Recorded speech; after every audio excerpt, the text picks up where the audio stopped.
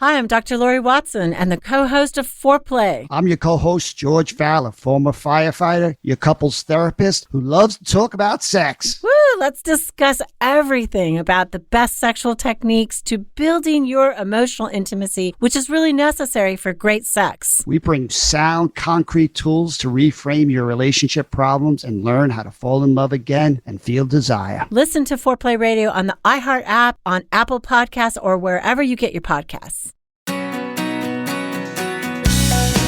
Hey everybody, welcome, and thank you for listening to this episode of Marriage Therapy Radio. My name is Zach Brittle. I'm here with Laura Heck. As you may know, I have this keen interest in interviewing people whose jobs have nothing to do with marriage or therapy or relationships. So we've gotten to talk to a fighter pilot, we talked to a professional athlete, talked to a professional nerd. That was pretty cool. Today, we're talking to a professional artist. His name is Austin Kleon. He is the author of a book called Steal Like an Artist, which is actually celebrating its 10th anniversary this week. Yeah, I'm really excited to talk to Austin and figure out what does art have to teach us about relationships. And he was not short on thoughts about it, which was really awesome. We get to ask a couple of questions. We listen a lot. The bad news is that Laura's microphone is kind of wonky. Sorry about that. But the good news is that Austin does most of the talking. So as you might imagine, I think this is a very cool conversation. Stick around. Thank you for coming on. I sort of found out about you a little while ago and started kind of just stalking your stuff and got excited about it. And real creeper. Well, I'm just really excited to talk to you. I've got a whole bunch of questions, but I think it would be cool just to hear a little bit. Laura, of course, I was like, we got to talk to this guy, Austin. She's like, who is this guy? But can you tell us, who is Austin Kleon? I would love to hear about that from your perspective, just so that we can.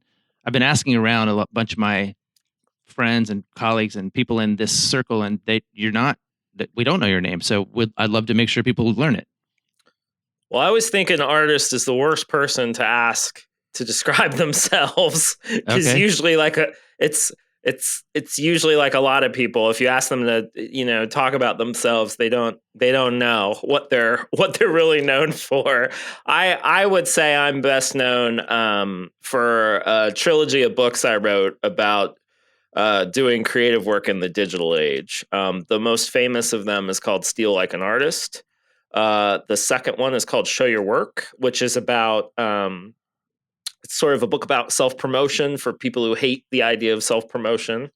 And then the third in the trilogy is called Keep Going, which is about building a lifetime of creativity, really, how to be resilient and in it for the long run. That's sort of what I'm best known for. And then I have been a blogger and an artist for probably 15 years now.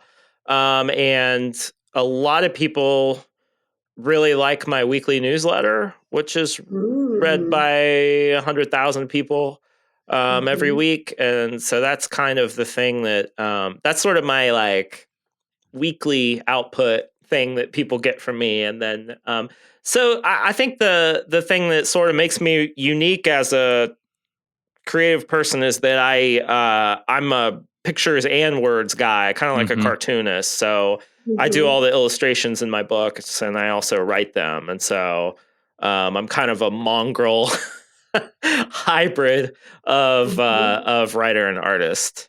And I also give a lot of talks and speak about creativity for everything from, big companies to smaller groups. Yeah. Yeah, I love it.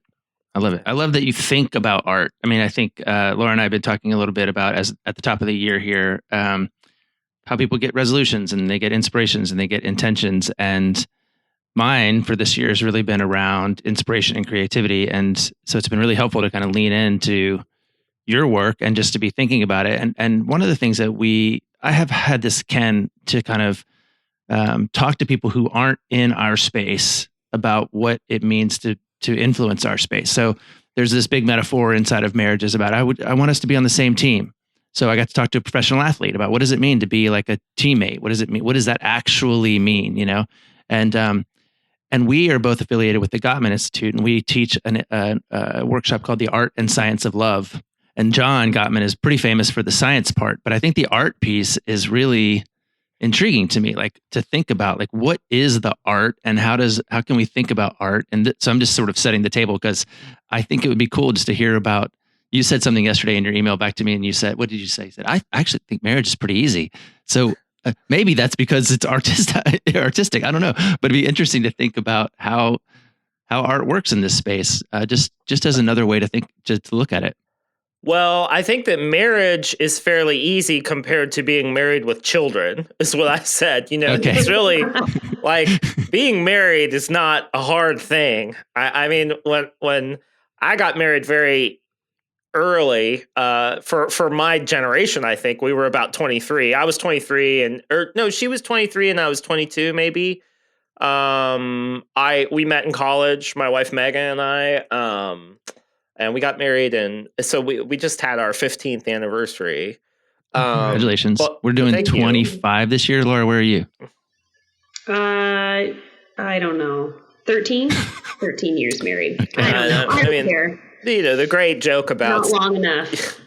The great joke is it's easy to stay married. You just don't get divorced. Yeah.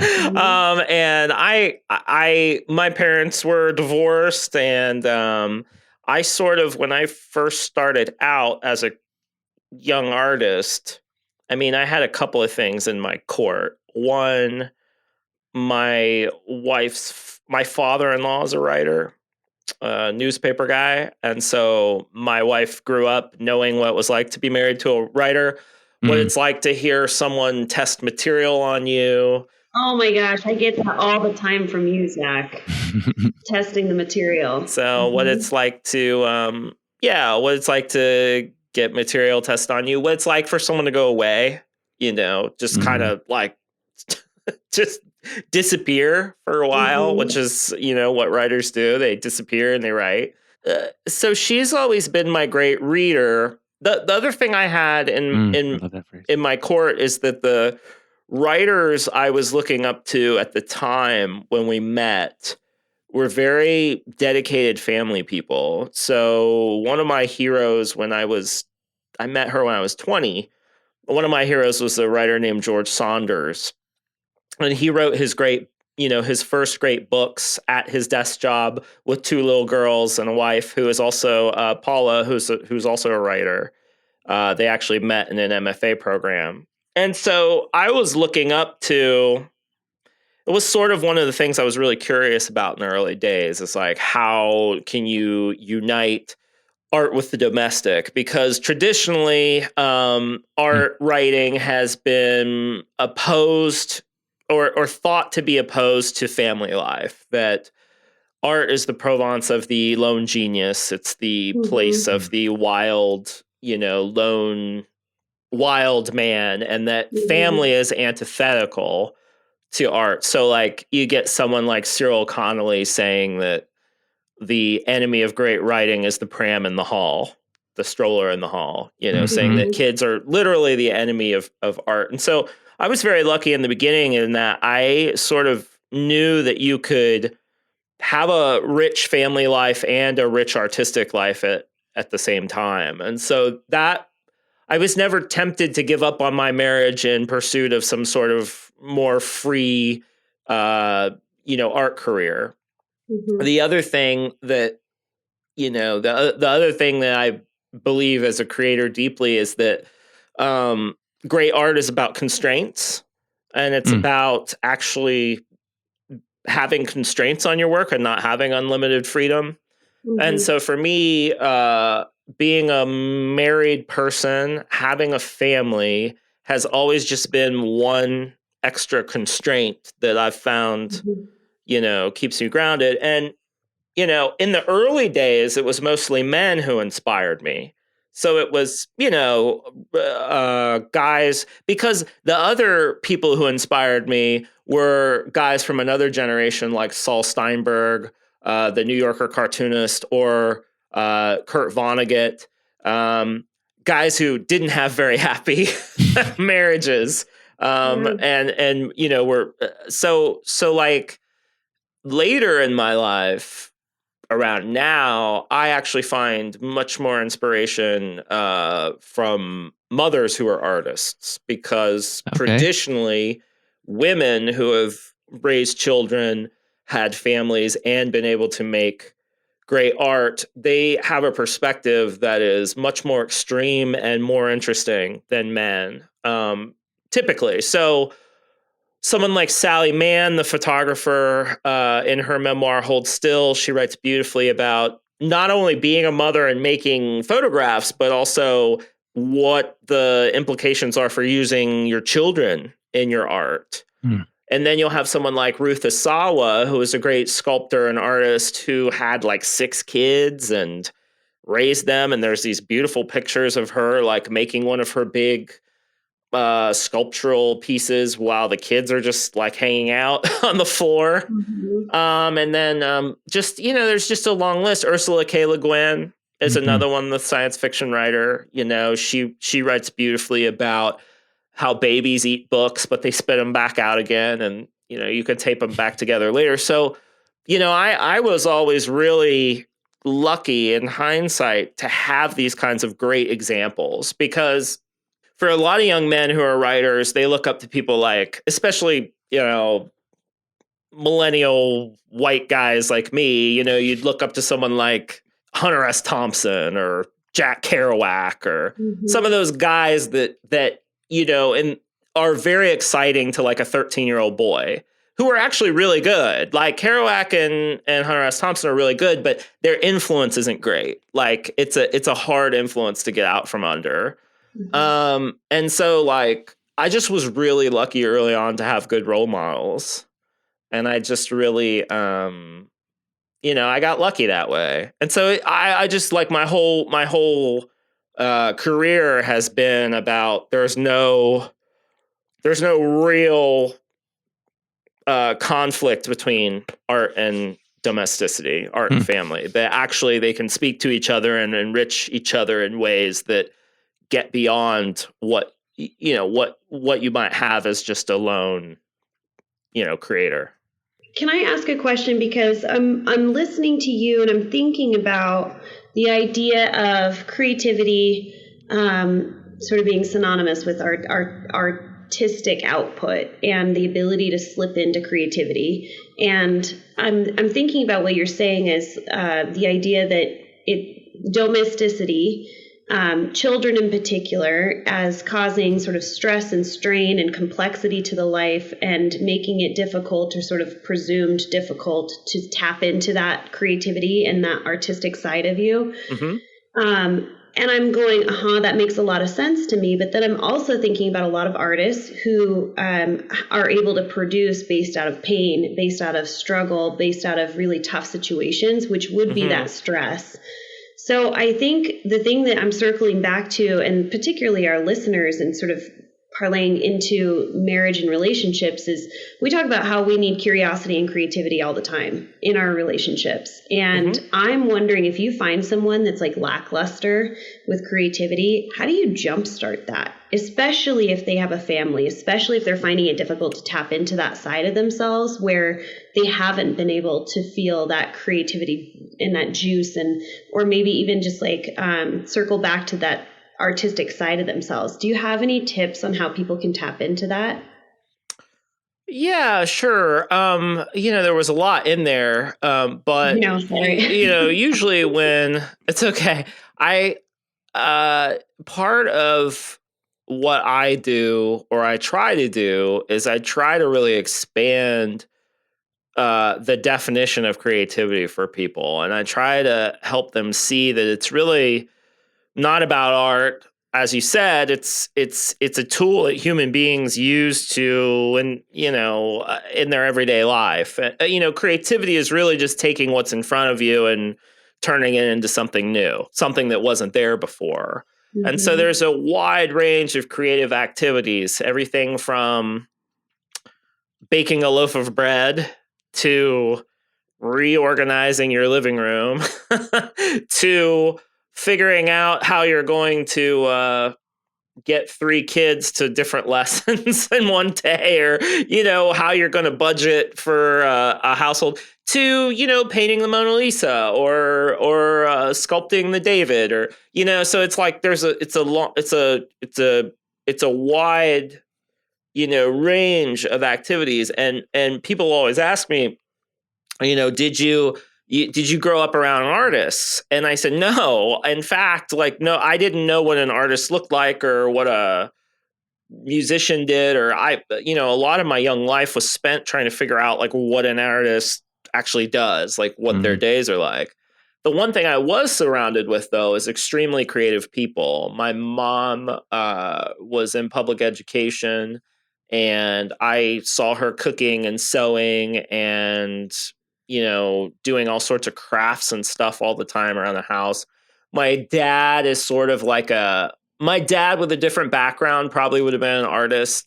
He was also in youth development, but extremely creative, always tinkering on something. I built a barn with him. I had a really rural upbringing in Ohio. And so, I was sort of surrounded by creative work all the time. I just didn't know that it was on a spectrum with what I actually cared about. If I had been able to say, oh, all this art and music that I love, that sort of runs on the same engine that what my mom's doing in the other room with her quilts. I've got my mom's quilts up in the room here. It would have helped in the early days to kind of honor my environment more, because I would have been able to say, oh, there's actually a lot of creativity around here. It's just not in the output that I'm interested in. Yeah. And to just totally bring that back to the ground level and to sell a book, I started the other day, the Steal Like an Artist journal. But it's this page right here, right? It's just full of circles. And it basically says what do you see here? And I wrote a ball, a pizza, a hole, a coin, a hot tub. And it was because I have been thinking about those circles for now 2 days. I keep thinking about other things that are circles. What else is there? I mean, and this morning I was feeling this feeling, and I was like, what is this feeling I have right now? And I described it as a sinking feeling in my stomach. And then I realized that's a cliche that I pulled out of the sky. I don't actually know if that's actually the feeling I'm describing. So I tried to figure out other words that match the feeling I was having, just like the circle. So I think there's something about just taking the thing that's right there in front of you, the circle, and going, well, what else could that be? Or the feeling, anger, what else could that be? So yeah, this book is hard. This book is really hard, by the way. It's totally stretching me. I'm like, oh my God. That's good. Is it a journal intended for, what is the purpose of the journal? It's you'll know better than me, but it's basically to get you thinking about stuff you're not thinking about and to write it down every day so that you can sort of unlock some of those creative juices that maybe you hadn't been unlocking before. Yeah, I think the point of the journal is the same point of any journal, which is to try to make a space by giving, someone an object that they should sit down with every day. What you're really doing is trying to create a time and space in their day to access the kinds of things that they don't normally access. There's not really any time in most contemporary people's lives in which they're asked to sit alone by themselves and to kind of think and write and draw and, really, most people, they just get up in the morning and they go to work and they answer email and they're on Twitter and they do their jobs or whatever. And then they come home and watch TV, and there's really not a lot of time or space in most people's lives to access that part of them that comes forth, like what you're talking about, Zach, when you are given these kind of creative prompts. Yeah. There's just not a lot of time, because I really believe that all people need to start getting creative is time, space, and materials. Yeah. I'm really clear about my work in my private practices. I want my clients to have the experience of going, I never thought about it like that before. Or whoa. I actually wrote a book called The Marriage Therapy Journal that is designed to do the exact same thing, which is to get you going, wait, I don't think that is how that's supposed to think. One of my favorite questions in there is even this, right? To think about your relationship on a scale of 1 to 10. People go, oh, we're a 7. And then I think the best question is, well, why isn't it a 6? Because we always want to go, why isn't it an 8? What can we do being better? I'm like, no, but why isn't it a 6? That's actually really good news. Yeah. So I'm into it. I am also into it. We try to mention my mother-in-law in just about every episode. Because I'm her favorite person, by the way. Sure. And she is, let's see here. Let's just say that she is an aging woman. Yes. In her fourth quarter of life, fourth quarter, respecting her. You But hope? No. Sorry. Yeah. no, I want to keep her around as long as possible because she is. Oh, good. Because not, that's not always the. I know. I always say we have less in front of us than we have behind us. Right. Okay. That's a nice Yes, way. that is accurate. But just as you were talking about being creative, she's an artist and she hasn't been able to tap into artwork. And she has a mastermind group where they kind of get around, they talk, and they sort of get those juices flowing. But I was just thinking she's going to love this journal, and I was like tempted to start, get on Amazon. Can I get it on Amazon? Sure. You can get it by accident on Amazon. I went to go buy How to Steal Like an Artist, and I ended up with the journal accidentally, so I had to go back and. Oh, right. Yeah.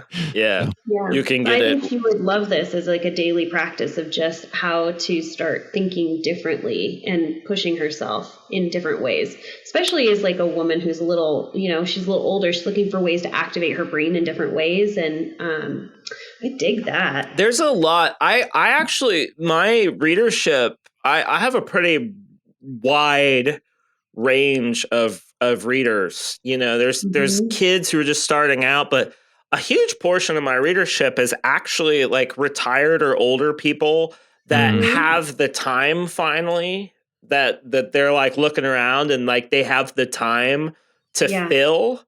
And so that's really interesting to me. Because the artists I admire, a lot of my heroes are older artists that have found a way to keep working, that they just have this kind of daily practice. And it's actually the work that keeps them alive in a way.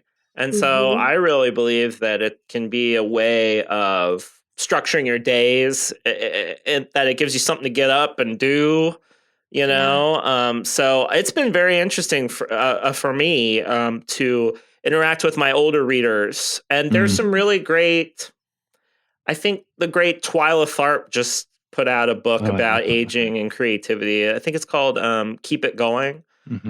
So it's like, it's sort of like my book Keep Going, but for older, I always felt like my book Keep Going was how to become one of those people, to become one of those great 80-year-olds who gets up every morning and plays piano or paints or writes or whatever.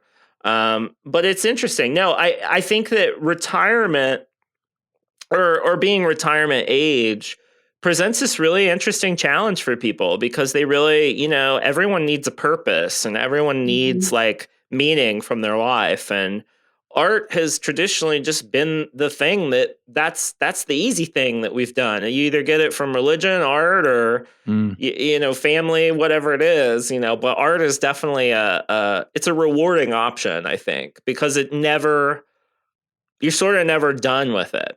Like you never get good enough that you're like, oh, I'm so good at playing the piano, I'm done with this. It just doesn't happen. Yeah. Well, I think it's you said something too about people now have time, and I find that question or that notion almost infuriating, because we have time for what we make time for. And I think when people don't say art is valuable or play is valuable or the relationship is valuable, then of course it goes by the wayside. I was talking to clients yesterday or 2 days ago, and they were like, we didn't do our homework. And I was like, why not? And they said, we didn't have time. And I go, okay, cool. What if I gave you like 17 more hours in your week? Would you have done your homework? They're like, no, we would have gone to soccer practice or slept, or would have probably worked a little bit longer or whatever. And so it comes back to, what is it that you're going to decide has value for you, and how are you going to pursue it? So part of why this journal is so hard for me is because I have to like stop for 15 minutes and go, okay, let's see what we got. But now I've been thinking about circles for 2 days. So it's a good thing to think about. Yeah. Yeah, I mean, it's a really good point. I mean, and we can't de-emphasize the. I mean, there are people who don't have time. I mean, there are people who work 3 jobs and they're raising kids, and it's very hard to find time. But most of the people I talk to are not those people. They're people who have like good jobs, or they're they're very busy. We're very busy. But usually when I talk to people, I say, well, the way that you find time is you look for it the way you look for spare change in the couch. Yeah. I mean, you sort of investigate every nook of your life. So one of the things I usually recommend to people is like to keep what I call a logbook. And what that is it's like it's like an appointment book in reverse, or a calendar in reverse. And what you do is you literally just write down everything you do all day. It's I think the beginning of many at the end of the day. Yeah, I feel like the beginning of many projects for people who are trying to reevaluate their life, it usually comes down to write down what you do. Because when you write down what you do all the time, you start to see the patterns. And when it's actually in front of you, you're like, oh, okay. So usually when people like write down what they actually spend time on, you can actually see, oh, I was on Twitter for an hour. Oh, I watched, 3 episodes of The Mandalorian, or, whatever it is. It's like, there's time out there. It's just, you have to help people see where it is, I literally watched 3 episodes of The Mandalorian last night. Well, it's a fine thing to do with your life. I watch I think people are really shocked at how much TV I watch. Because they're like, well, you get you do all this stuff. And I'm like, well, first of all, this is my job now. So when my job is to be at home and make art and write and whatever. So this is the day job. You're looking at it. Like, that's sort of the dream. The other thing is, though, I'm like so extremely disciplined that I never take a day off really when it comes to like writing and making stuff. And so by the end of the day, I'm worn out. Like, I don't have any, the great secret of a lot of writers and artists is that writers in particular, they have about most of them have about 3 to 4 hours in them max. And that's really about the max amount that you could ever write, and sustain it over long term. So, you can get a stupendous amount of writing done just sitting down for an hour in the morning. I mean, just a shocking. I remember being a young writer and reading about Stephen King. And, Stephen King just writes every morning until about lunch, and then he spends the afternoon reading. And that's what he does. And he produces, just an incredible amount. And it's just because he literally does it every day. People sort of I think people don't believe in that kind of the accumulation of days of effort, just how that's sort of just exponential. You do something every day. It's this remarkable adding up of energy and effort. It really leads to, small things over time get really big. We're grinning because that's like one of the mottos of our sort of like teacher. John Gottman says small things often. And we talk about that. And I totally agree with you. I think culturally we are looking for the quick fix. We're looking for, the overnight success. We're looking for, those are the things that we believe we should do. And I am a huge believer and was actually just talking to someone yesterday about the impact of making changes over time. I have changed some habits, and I'm not one of those people that goes cold turkey, and my husband is, and it never, ever sticks. And it's one of those things where it's like, I know that this is going to take time, but when I look back 3 months ago, look how much has changed and whatever it might be that I'm working on. I wanted to circle back to something that you said about writing, because I think this is really interesting. This is like an actual activity that our listeners could do, of taking their day and just logging everything that they do.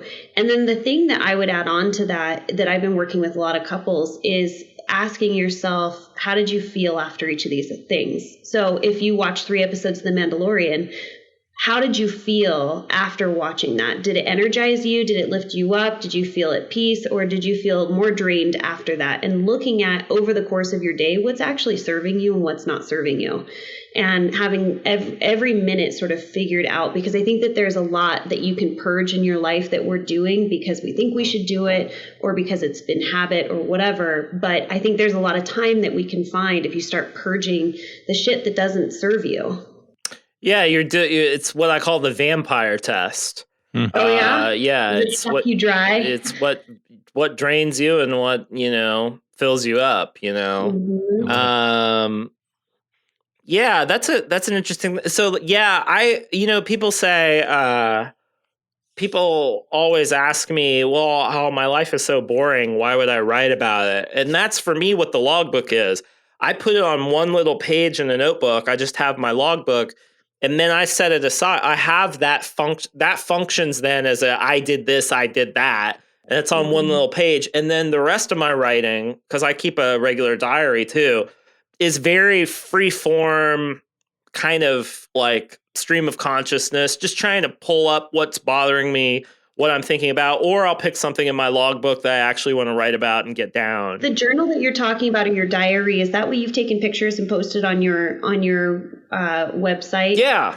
That's usually like if people follow me on Instagram, I'll often post pages of my diary, and it's kind of an exercise in radical.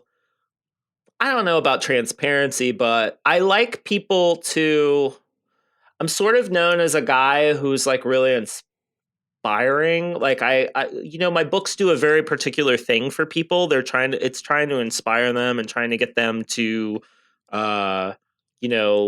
make their own stuff, but I think people get a fuzzy picture of me. They think that I'm like this happy-go-lucky guy all the time. And so I always like to push with people and say, a lot of this work comes from being in pain. It comes from struggle. It comes from, me helping myself, I mean, like most of my books are written out of my experience of trying to figure something out on my own. I think that's a real fundamentally mistaken notion that people have about writing and about art in general, which is they think that, oh, you know something, so you write about it. And it's like, actually, it's the opposite. Really great writing is someone trying to grapple with something, trying to actually figure something out. Great art is really about not knowing where you're going. It's exploratory. Everyone, some books, yes, someone knows something, they're an expert on something, and they write it all down. That's fine. But when writing is really doing the best work for the writer, it's when the writer is going into unexplored places, things they don't know, going into a place that they're not sure where it's going to lead. And then that's really the magic of art. And that's a lot of what that's a lot of what I counsel people, is that you shouldn't know what you're doing before you start. That's a mistake. People, that's really what people wait on. They wait on inspiration. They wait on, well, I got to know what I'm going to do before I sit down to work. And it's like, no, you need to sit down to work, and what you need to do will become clear after you start pushing your when you set aside space and time and you have materials to play with, whether it's words on a keyboard or whether it's paints and a canvas or a guitar and a microphone, whatever. When you do that, then things come. But you have to be ready for things not to come. And that's where the daily practice comes in. A place and the time and materials that you show up every day and you see what happens. I'm going to relate this back to sex for a second, because that's where you're like, okay. As a couples therapist, sex therapist, what you just said to me is how I would love for couples to approach sex. Is they take the space and time. Right. They have no end result in mind, and they're just there to play and see what they can make of it. And when you set out in a great sexual experience with time and space and your partner and your lube and all your toys and whatever, I think that you can have a great experience if you're not tied to the end result of one or both of you climaxing or whatever that might look like, but just exploring. And then also like the idea of having a daily practice, like putting yourself in that mindset of like, I'm going to be intimate with my partner physically every single day, whatever that might look like, who knows, but I'm going to make the time and space for it. That's just where my brain goes. Yeah.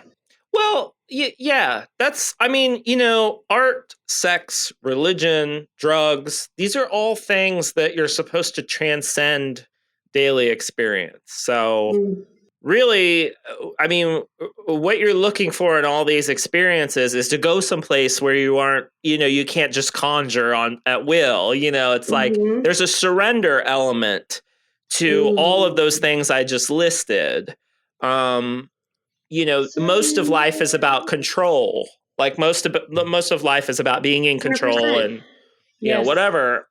The spiritual experience, the artistic experience, the sexual experience is really about surrendering and giving over to something outside of yourself. And so that kind of unites all those things. Yeah.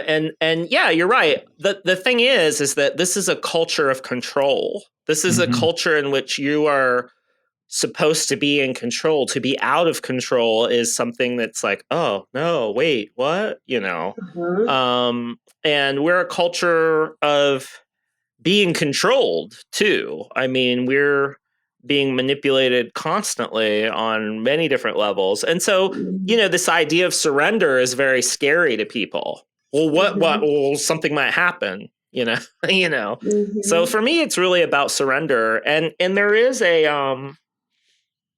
a mystical, spiritual element to a lot of it. Which is why I like control and surrender so much, because it doesn't scare people away so much. Some people get scared by spiritual stuff or mystical stuff or that kind of thing. But if you talk about in terms of control and surrender, that also is, if you've read any brain science, it's the way our different hemispheres operate. There's a great writer named Ian McGilchrist who has written a really beautiful book about the differences in left and right brain hemispheres. And it's not really the old... That stuff got very bastardized in the 90s. Like there were right brain people and left brain people. Right. And it's actually not about that at all. The left brain is very much about what it can exploit. It's ways of attending to the world. And so the left brain is very much about what it can control and what it can exploit. Give me something and I'll do something with it. The right brain is very much more about the whole picture of things, about sort of sensing what's around and that kind of thing. And if you think about it, it's like, Ian McGilchrist talks about it as if you're like a bird and you're eating a meal.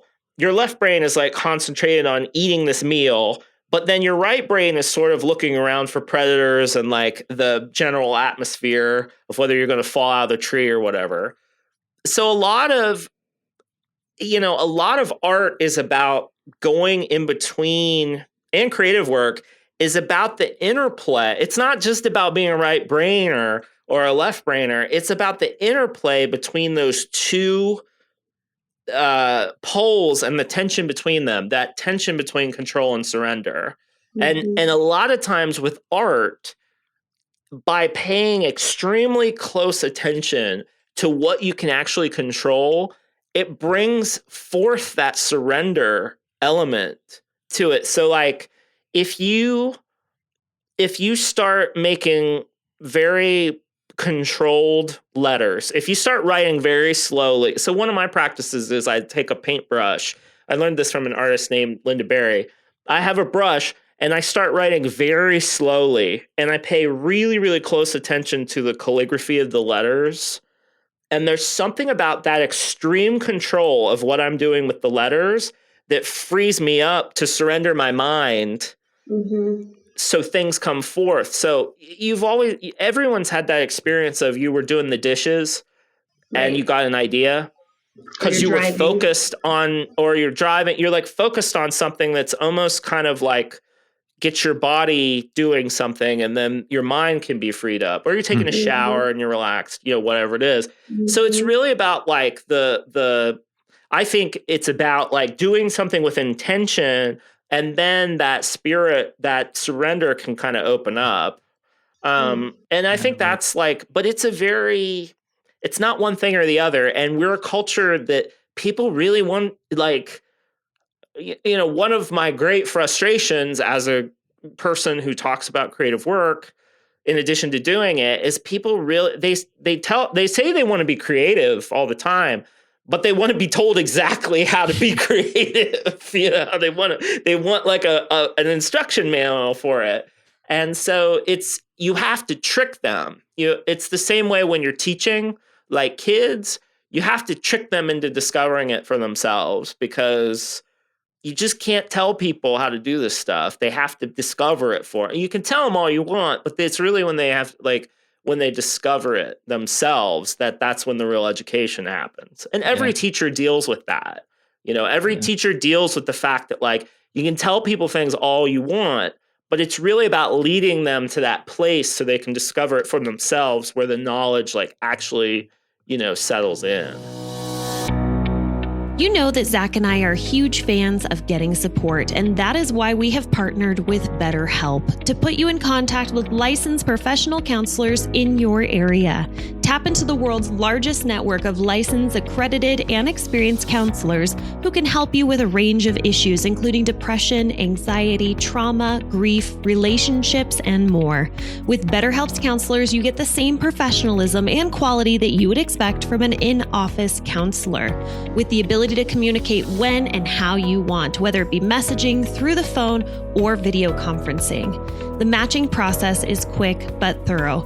Look, I know that a lot of therapists are booked out and difficult to get into, but don't let that stop you from getting the support that you need. The cost is less than half of what Zach and I charge, which is kind of unheard of. And when you register with BetterHelp, you are supporting Marriage Therapy Radio. Go to trybetterhelp.com MTR. So it's trybetterhelp.com/MTR to register with BetterHelp. TRYBETTER help, HELP.com/MTR, and you receive a special discount as a Marriage Therapy Radio listener. I'm going to ask you two questions because we gotta land this plane here pretty soon. But okay. One of the segments in your book, How to Steal Like an Artist, is this idea of marry well. Why did you include that in your book? I'm trying to think. I wrote this book when I wrote Steal Like an Artist when I was about 27. I'm 30. Let's see. Is this my 39 year? I think I'm 39 this year. There's more space in between the me who wrote that book and now than there was between the me who wrote that book and the 19-year-old he was writing it for. So it's very hard to go back and think about what I was saying. I think what I was trying to do is to tease out that a lot of what Steal Like an Artist is about the things that you surround yourself with are really the things that will infect what you do. And so there's also an idea in Steal Like an Artist that you're sort of the sum of your influences, that you're the sum of the people you're around. And the greatest decision you can make in your life is the person that you choose to marry, and I tried, to say it's not just about like a heterosexual marriage. It's also about like who you choose to do business with, who you choose to collaborate with. Like these choices of who you choose to pair with, they will affect the kind of work you do. And people are going to influence you. So make sure you choose the right people that you want to be influenced by. Right. Steal Like an Artist is really a book about turning influence. Part of the problem with influence is the English language. If you talk to someone and they say, well, I'm very influenced by Picasso, that sounds like Picasso did something, but it wasn't actually Picasso who did it. It was you. You sought out or you discovered Picasso and you looked at his work, and then that influence you took in. It's a active thing. So Steal Like an Artist is a book about being intentional and active with influence. literally going out and finding influence and actively, that's why I use the metaphor of the thief, is to case the joint, to look around and find the things that you want and bring it into your own work, And so it's really a book about being intentional, not we're always ambiently influenced by what's around us, but to be very intentional with your influence was really what that book was about. And, of course, the really funny thing is that when it comes to Mary Well, I often don't think that I had anything to do with my marriage. I often feel that it just happened. I mean, through circumstance and chance, two people found each other at the right time in the right place, and then they made the intentional decision to, we're going to do this forever. That's the intentional part. But, that's a lot of what the creative process is like, is about being open and letting things come. And then when the right thing comes, jumping on it, harnessing it, going with it, And so that's sort of like, but Mary Well was really my, just be careful I believe deeply that we become who we pretend to be. That was one of Vonnegut's great lines. And I think we become the kind of people we're around. I really believe that. And so to be intentional with probably what most people would say is the most important relationship in their life. I think it's a powerful message for young people in particular. Right on. Okay. Last question that I stole from your agent, Ted, which you actually stole from him. And it's this idea of what gives you hope? What keeps you going right now? I am extremely pessimistic in the long term. I think I think of death a lot. I think as a species, we might be doomed. I don't hold out a lot of hope for humans long term. What I am is a short-term optimist.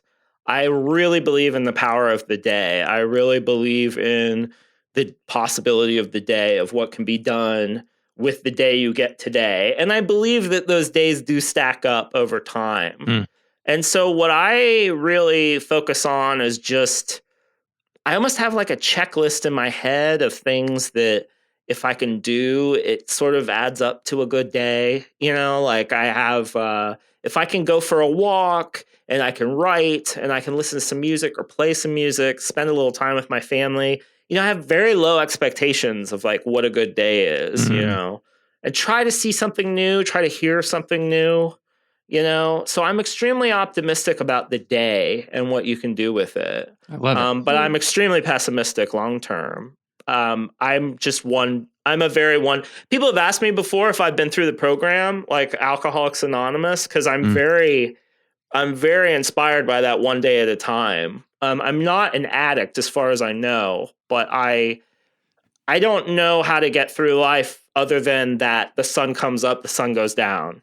The sun comes up, there's possibility. The sun goes down and you forgive yourself and you try again tomorrow. That to me is a very ancient, I tend to think that ancient things are the things that usually work pretty well. The ancient truths stay true in a lot of ways. And so I'm always a big believer of Emerson's, you forgive yourself at the end of the day.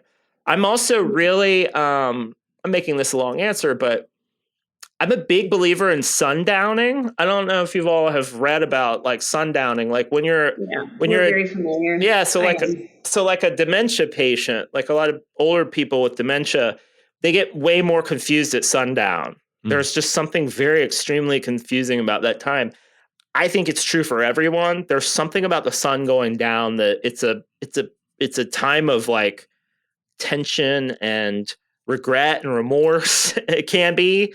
And so I try not to think about my life after dinner time. That's actually that's a rule I have, is that I just don't think about my life after dinner time. After dinner time is for thinking about other people's lives through reading or watching TV or whatever. Watching The Mandalorian. Yeah. Watching The Mandalorian. But yeah, I don't think about my life after dinner time. And that's actually a rule my wife and I have. We try not to have real hard discussions at night. I think a lot of parents, it's very difficult, particularly about the kids. It's very hard for couples to find time to talk because most people, they have to get up in the morning and get their kids to school and then they have to go to work. And it's like the joy of our life is that we take a walk together every morning that our kids are in school. Nice. So that's when we work things out about 9 or 10 a.m. And we try to leave whatever was said out in the air. Out there. And so, yeah, I'm just a big believer in the day. I'm also extremely curious. I would say that, that's probably there's a great clip in the Anthony Bourdain documentary where Iggy Pop and Anthony Bourdain, they're standing on the shore and Iggy Pop says, "You seem like a curious person." And Anthony Bourdain says, "It's my only good trait." And Iggy Pop says, "Well, I think curious is a good thing to be. It leads to unexpected dividends." I think that primarily curiosity, I think that's what gets me up in the morning. I'm just interested to see what happens, with the day. And I think that's ultimately what keeps me going. There's always another book to read. There's always new music to listen to. There's always a new movie. There's always something new to learn on the piano. There's always some person to meet. There's always somebody with a little nugget of wisdom, that you'll be able to steal in the day. And so, yeah, I'm a long-term pessimist and a short-term optimist. Right on. Thanks. Well, I'm really glad to meet you. I hope we can be friends. This was really fun, and I'm going to listen to it 100 times and just kind of make sure I write everything down, including all those folks that those artists I need to learn more about. But mostly, Austin Kleon, How to Steal Like an Artist. You can get follow you at austinkleon.com, where your newsletter is.